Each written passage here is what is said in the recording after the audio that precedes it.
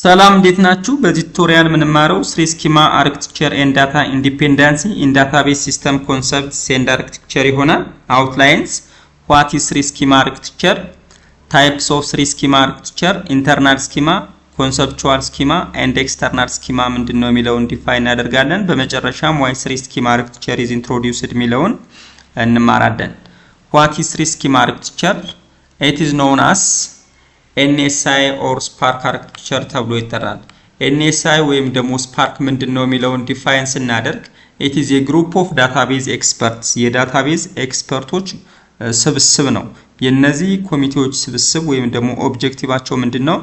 አንድ ዳታቤዝ ዲቨሎፕ ስናደርግ ምንከተላቸው ስርዓቶች አሉ ወይም ደግሞ ፕሮሲጀሮች አሉ። እነዛን ፕሮሲጀሮች ዲቨሎፕ የሚያደርጉ group of experts NSI ወይም ደግሞ ስፓርክ ኮሚቴ ተብለው ይጠራሉ። ስለዚህ ስኪማ አርክቴክቸርንም ዲቨሎፕ ያደረጉት ወይም ደግሞ ኢንትሮዲዩስድ ያደረጉት NSI ወይም ደግሞ ስፓርክ ኮሚቴዎች ናቸው። ስኪማ አርክቴክቸር it is a framework or a concept which is used to organize components of a database into three distinct layers። ስለዚህ ስኪማ አርክቴክቸር በNSI ወይም ደግሞ ስፓርክ ኮሚቴ ኢንትሮዲዩስድ የተደረገበት ዋናው ኦብጀክቲቭ ምንድነው? ፍሬምወርክ ነው ወይም ደግሞ ኮንሰፕት ነው። የዳታቤዞችን በተለያዩ ኮምፖነንቶች ለመከፋፈል ይሆናል ማለት ነው።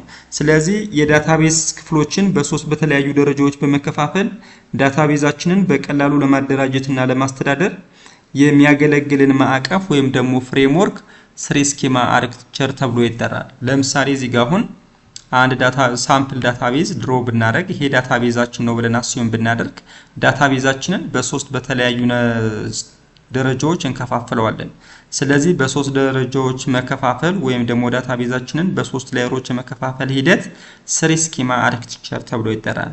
ዳታቤዛችንን በሶስት ሌየሮች መከፋፈል ወይም ደግሞ በሶስት ክፍሎች መከፋፈል ምን አይነት አድቫንቴጅ ይሰጠናል? ለምንድን ነው የምንከፋፍለው ስንል ለምሳሌ እዚህ አንደኛው ሌየር ነው፣ እዚህኛው ደግሞ ሁለተኛው ሌየር አለን፣ በመቀጠል ደግሞ ሶስተኛው ሌየር አለን። ሁለተኛው ሌየር ላይ የሆነ ችግር ቢፈጠር ወይም ደግሞ የሆነ ቼንጅ አፕላይ ባደርግ አንደኛው ላይና ሶስተኛው ላይ ያለው የዳታቤዝ ክፍል ምንም አይነት ሞዲፊኬሽን ወይም ደግሞ ቼንጅ አይኖረውም ማለት ነው። ስለዚህ አንዱ ዳታቤዝ ክፍል ላይ ሄደን ቼንጅ ወይም ደግሞ ሞዲፊኬሽን አፕላይ በመናደርግበት ሰዓት ሌላ ፓርት ኦፍ ዳታቤዝ ሲስተም ምንም አይነት ኢፌክት እንዳይኖረው ያደርግልናል ማለት ነው። This separation ensures that changes in one layer do not affect the other layer directly። ስለዚህ አንዱ ላየር ላይ አፕላይ የምናደርገው ቼንጅ ሌላው ላየር ላይ ሄዶ ኢፌክት አይፈጥርም ማለት ነው። ስለዚህ አንደኛው ላየር ላይ ከሆነ አንደኛው ላየር ላይ ነው ስህተት ያለው፣ ያን በቀላሉ ማስተካከል እንችላለን። ሶስተኛው ላይ ላየር ለምሳሌ ስህተት ቢኖረው ወይም ደግሞ ቼንጅ ወይም ደግሞ ሞዲፊኬሽን አፕላይ ባደርግ አንደኛው ላየር እና ሁለተኛው ላየር ምንም አይነት ችግር አይኖርባቸውም ማለት ነው።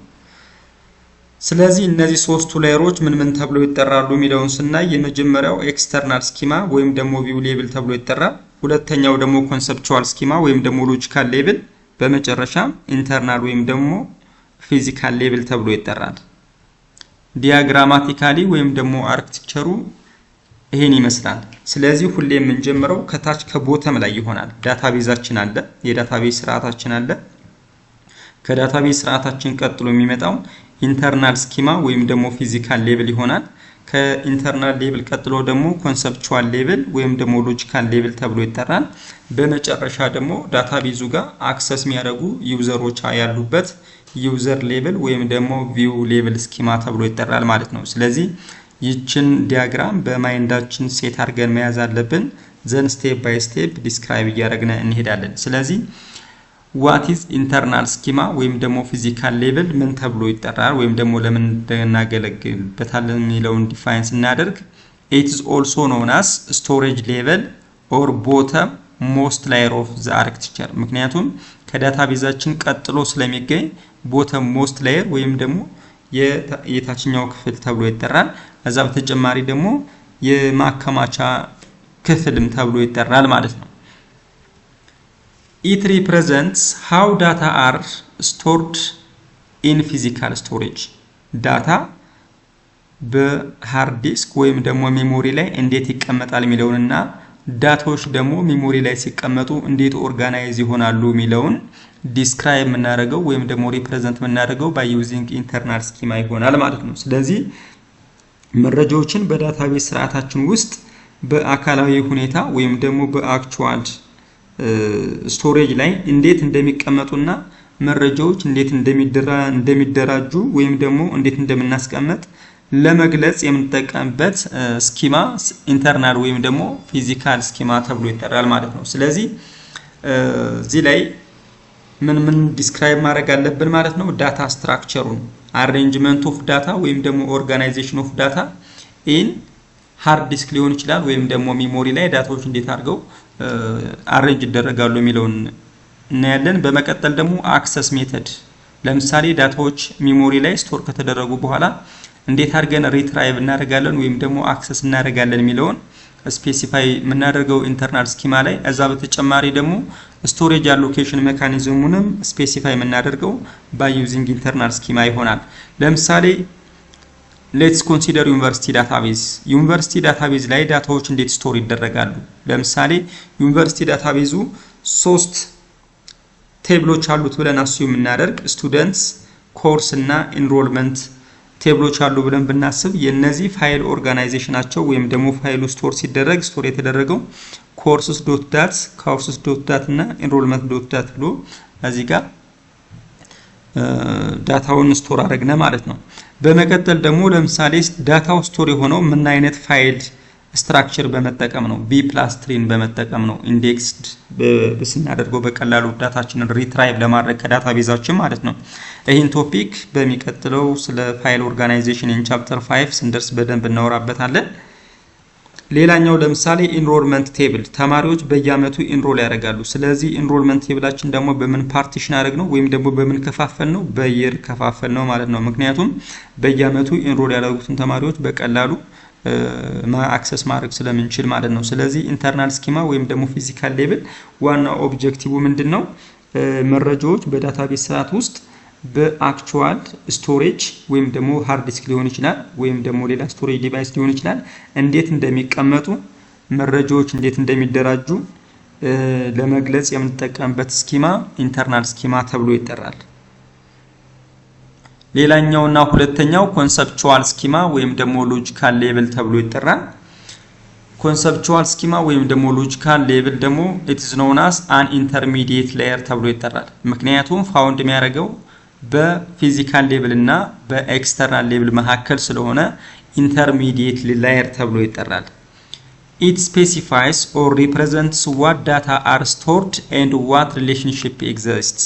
በዳታቤዛችን ላይ ምን አይነት ዳታዎች እንደሚቀመጡና የዳታዎች ሪሌሽንሺፕ ምንድነው የሚለውን ዲስክራይብ የምናደርገው by using conceptual schema ተብሎ ይጠራል ማለት ነው። ስለዚህ የኮንሰፕቹዋል ስኪማ ዋና ታርጌቱ ምንድነው?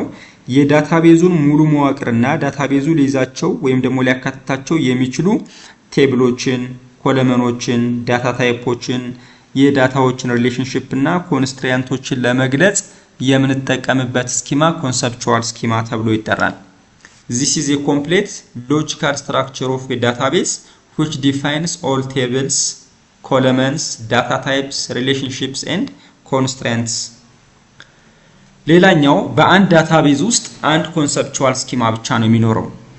ስለዚህ only one conceptual schema exists in a database። ለምሳሌ ዩኒቨርሲቲ ዳታቤዝ እንውሰድ። ዩኒቨርሲቲ ዳታቤዝ መጀመሪያ እንግዲህ ኮንሰፕቹዋል ስኪማ ምንድነው ያልነው? የዳታቤዙን ሙሉ መዋቅር የምንገልጽበት ነው እና የያዛቸውን ኮምፖነንቶች ሙሉ ኮምፖነንቶች ስፔሲፋይ የምናደርግበት ነው። ስለዚህ ዩኒቨርሲቲ ዳታቤዝ ምን ኮምፖነንቶችን ይይዛል? ለምሳሌ አስዩም እንበልና ስቱደንት ቴብል አለ፣ ኮርስ ቴብል አለ፣ ኤንሮልመንት ቴብል አለ። አስዩም ነው እንግዲህ የተለያዩ ነገሮች አሉ እዚህ ጋር ኮርስ ኢንስትራክተር ኤንድ something ቢሉ ማለት ነው። ለመናገር እነዚህ ጋር ስፔሲፋይ እናደርግ። ዋንስ ቴብሎችን ስፔሲፋይ ካደረግነ ቀጥለን ምንድነው የምናደርገው? ለእያንዳንዱ ደግሞ ቴብል ኮለመን ስፔሲፋይ እናደርጋለን። ለኮለመኑ ደግሞ ሪስፔክቲቭ የሆነ ዳታ ታይፕ አለው ማለት ነው። ዳታ ታይፑን ስፔሲፋይ ካደረግነ በኋላ what is the relationship between each entity ወይም ደግሞ ቴብል የሚለውን ስፔሲፋይ እናደርጋለን። ለምሳሌ እዚህ ጋር ስቱደንት አይዲ ኢንሮልመንት ቴብል ላይ ሲሄድ ፎሬን ኪ ይሆናል። ሪፈረንስ የሚያደርገው student.student id ይሆናል። ከዛ ደግሞ ኮርስ አይዲ ኢንሮልመንት ላይ ሲሄድ ፎሬን ኪ ይሆንና course.course id የሚለውን ሪፈረንስ ያደርጋል ማለት ነው።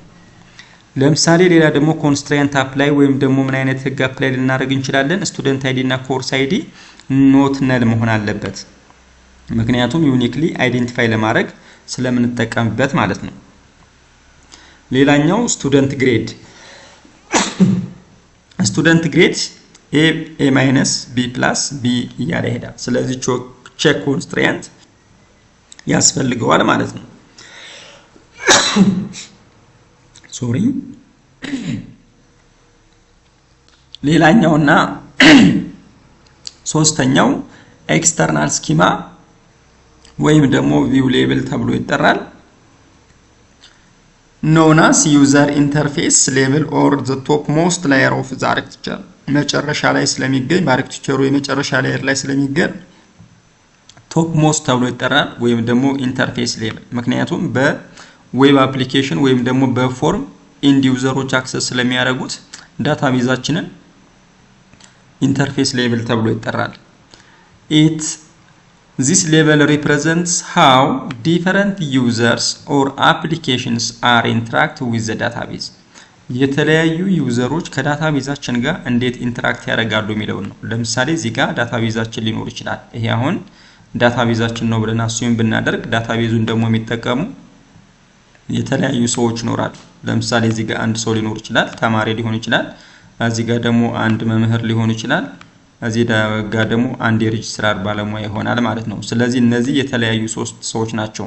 እነዚህ ሶስቱም ሰዎች ዳታቤዙ ጋር እንዴት ኢንተራክት ያደርጋሉ ወይም ደግሞ ዳታ እንዴት አድርገው አክሰስ ያደርጋሉ የሚለውን ዲስክራይብ የምናደርግበት by using external schema ተብሎ ይጠራል ማለት ነው። ስለዚህ how different users are interact with the database የሚለውን ስፔሲፋይ የምናደርገው by using external schema ይሆናል።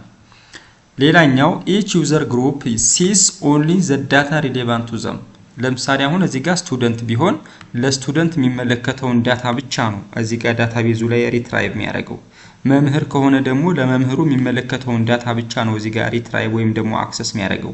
እዚህ ጋር የሬጅስትራር ባለሙያም ከሆነ ደግሞ የራሱን ነው ማለት ነው። ስለዚህ መምህሩና ተማሪው የሚያዩ ዳታ የተለያየ ነው ማለት ነው። ስለዚህ የሚመለከታቸውን ወይም ደግሞ ኮንሰርን የሚያደርጋቸውን ዳታዎች ብቻ ነው አክሰስ የሚያደርጉት። ለምሳሌ ዩኒቨርሲቲ ዳታቤዝ ላይ እንውሰድ። አሁንም ዩኒቨርሲቲ ዳታቤዝ እንግዲህ ስቱደንት ምን ቪው ሊያደርግ ይችላል? ለምሳሌ ሎጊን ካደረገ በኋላ የራሱን አይዲ ማየት ይችላል፣ የራሱን ስም ማየት ይችላል፣ ኢንሮል ያደረጋቸውን ኮርሶች ያያል፣ ኮርሱን የሚያስተምረውን መምህር ያያል፣ የኮርሱን ስም ያያል። በመጨረሻም ደግሞ ግሬድ ካለው ግሬዱን ማየት ይችላል ማለት ነው። ስለዚህ አንድ ተማሪ እነዚህን የራሱን መረጃዎች ብቻ ነው የሚያየው።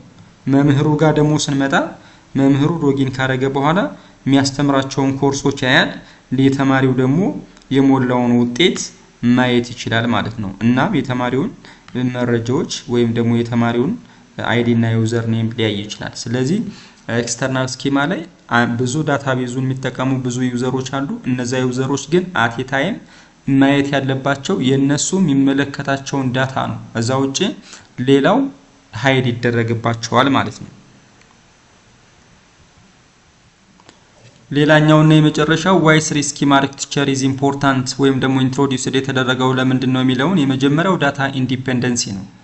ምክንያቱም ዳታቤዛችንን ቀደም በሶስት ደረጃ ከፋፍለናል። በሶስት ደረጃ ስንከፋፍል አንዱ ሌየር ላይ ሆነን ቼንጅ ወይም ደግሞ ሞዲፊኬሽን አፕላይ በመናደርግበት ሰዓት ሌላኛው ክፍል ላይ ሄዶ ኢፌክት እንዳያሳድር ያደርጋል ማለት ነው።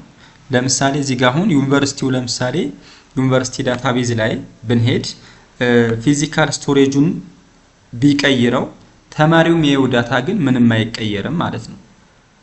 ሌላው ለምሳሌ ስቱደንት ቴብል ላይ አንድ ሌላ አዲስ ኮለመን ወይም ደግሞ ሌላ አትሪቢዩት ቢጨምር ኢንስትራክተር ቪው ላይ ምንም አይነት የሚያመጣው ኢፌክት ወይም ደግሞ ሞዲፊኬሽን የለም ማለት ነው። ሌላኛውና ሁለተኛው አድቫንቴጅ schema architecture ኢንሰርት የተደረገበት ኢንትሮዲዩስ የተደረገበት to ensure security and restricted access ነው። ቅድም ኤክስተርናል ስኪማ ላይ ዳታቤዙ ጋር ኢንተራክት የሚያደርጉ ሶስት ሰዎች ቢኖሩ ሶስቱም ሰዎች ግን ዳታውን አክሰስ የሚያደርጉት የነሱ የሚመለከታቸውን ዳታ ነው። ለምሳሌ ተማሪው የመምህሩን ዳታ ያያል፣ ሬጂስተሩ የተማሪውን ዳታ ላይ ይችላል ማለት ነው። ስለዚህ አክሰሱን ሪስትሪክትድ አረግ ነው ማለት ነው። ሮላቸውን የእያንዳንዱ ስፔሲፋይ እናደርጋለን። ሁለተኛው ደግሞ ሴኩሪቲ ነው። ለምሳሌ አንዱ ላየር ላይ ያለውን ዳታ ሞዲፋይ በማድረግበት ሰዓት ሌላኛው ኢፌክት አያደርግም፣ ወይም ደግሞ ካንዱ ላየር ላይ ሆኜ ማየው ዳታ ሌላው ላይ ሲሄድ ሃይድ ይደረጋል ማለት ነው። ሌላኛው እና የመጨረሻው አብስትራክሽን ነው። ሃይድስ ኮምፕሌክሲቲ ፍሮም ዘ ኤንድ ዩዘር። ለምሳሌ ኤንድ ዩዘሩ ዳታቤዙን አክሰስ የሚያደርገው የተለያዩ ፎርሞችን ተጠቅሞ ሊሆን ይችላል። ስለዚህ እነዚህን ፎርሞች በመጠቀም በቀላሉ ኢንተራክት ማድረግ ይችላል ማለት ነው። ስለዚህ ኮምፕሌክሲቲውን ከኤንድ ዩዘሩ ላይ ወይም ደግሞ ዳታቤዝ ተጠቃሚው ላይ ሃይድ አድርግ ነው ማለት ነው። ሶ የዛሬ ቱቶሪያላችን ይሄን ይመስላል። በሚቀጥለው ዳታ ኢንዲፔንደንሲ ምንድነው የሚለውን ዲስክራይብ እናደርጋለን። እስከዛ ለዩቲዩብ ቻናሉ አዲስ ከሆናችሁ ዩቲዩብ ቻናሉን ሰብስክራይብ እንድታደርጉ እጠይቃለሁ። እስከዛ ሰላም